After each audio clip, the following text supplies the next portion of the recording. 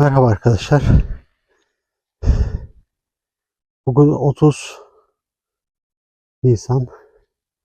Yine dağlardayız. Kuzu göbeği toplamaya geldim.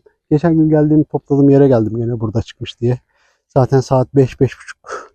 5'te işten çıkıyorum. 5.30 gibi falan buraya geldim. E, Geçen hafta buradan kuzu göbeği almıştım. Bakın burada yeni bir tane daha çıkmış. Şu. Onu gerek yok. Onu birazcık daha büyümesini bekleyelim. Şimdi şurada daha önceden bırakıp da yaptığım vardı. Hafif kökü kurumuş. Bunu alacağım. Ve buralara bir bakalım. Dediğim gibi 550-600 rakım arkadaşlar burası. Çok fazla şey değil. Yüksek değil. O yüzden geçen hafta dediğim 3 gün önce gelmiştim buraya. Cumartesi günü. 4 gün ya da. Benden sonra da gelen bayağı kişi olmuş ama kısmetimizi bakıyoruz. Bizim kısmetimizde ne varsa onları bulmaya çalışıyoruz. Bakalım. Dediğim gibi şu anda yaklaşık 4-5 kadar oldu. Fileyle topladığım için. Filenin içinde arkadaşlar. Çevresine bakmaya devam ediyorum. Bakalım, şunu bıraktım. İnşallah biraz daha büyür. Ondan sonra alırız diye. Ona göre bir bakalım arkadaşlar. Dolaşalım biraz da. Buralara bir tane bulduysak çevresine, sağına, soluna, altına, üstüne bakmamız lazım. Bunlar aynı aileden olduğu için hepsi beraber oluyor. Bir çevrede oluyor. Çevresi şöyle inceleyelim. Bakın arkadaşlar. Böyle beyazlar da çıkmaya başlamış. Maşallah. Taze taze. Güzel. Ama biraz daha büyüyse çok güzel daha olacak da. Bakalım. Büyüyenli var mı? Büyüğünü de bulabileceğiz mi? Göreceğiz. Çevresine bakalım. Burada da boğazı mı? Evet. Cengiz gitti torbayı koydu. Koyduğu yer burası arkadaşlar. Kuzu göbeğinin üstüne. Hayret ya. Bir bakalım bir bulduklarına. Yok yok. İçeride göstersen yeterli. Öyle. İyi. Şöyle. İyi. Biraz daha uğraşırsak bir kavurmalık olacak. Evet, aynen. Daha şu anda olmamış ama olacak inşallah. Şu sırtta şu amaçta orada varsa şu bölge var ya. Var, buralar da var o zaman. Güzel.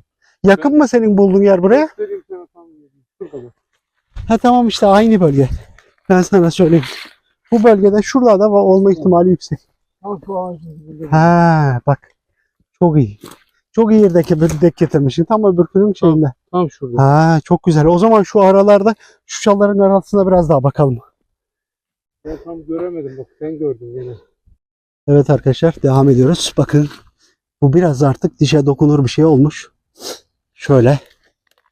Bu bölgeye uğrayan olmadığı için büyümüş. Muhtemelen bu bir hafta önce falan çıktı. Uğrayan olmadığı için büyüdü. Şimdi bunun çevrelerine bu güzel bakalım. Diğer küçüklerden 10 tane bulacağım. Böyle bir tane buldun mu? Yetiyor zaten. Açıkçası. Şimdi evet. Yerin nerede arkadaşların şimdi senin? Söyle. Evet arkadaşlar. Avımızı bitiriyoruz. Çünkü bugün istediğimiz performansı bulamadık. Ha, 550 rakımda bulduk diye herkese olduğumuz yere çağırdık. Bizden orayı önce her yeri talan etmişler. O yüzden artık bugünkü avımızı burada bitireceğiz. Yavaş yavaş arabaya doğru gidiyoruz.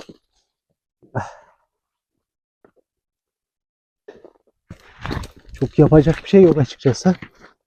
Bakalım şöyle.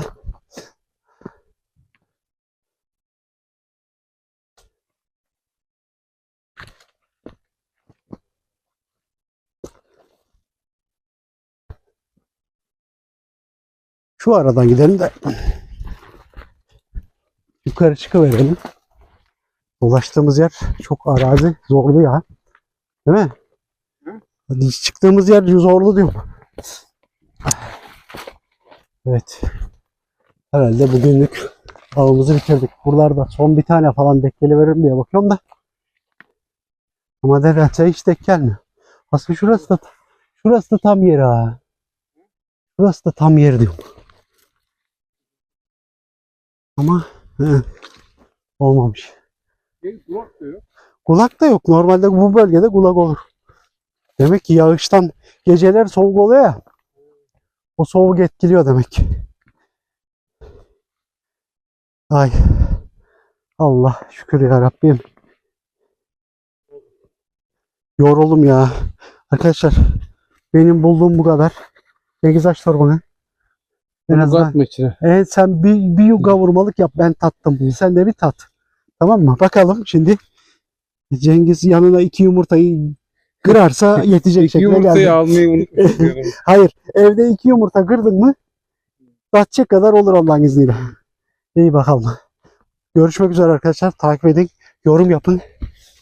Bu avımız böyle işten çıktıktan sonra 2 dakika like atın. Yorum yazın. Bu avımız işten çıkınca 1 saat 2 saatlik olduğu için çok fazla uzun sürmedi.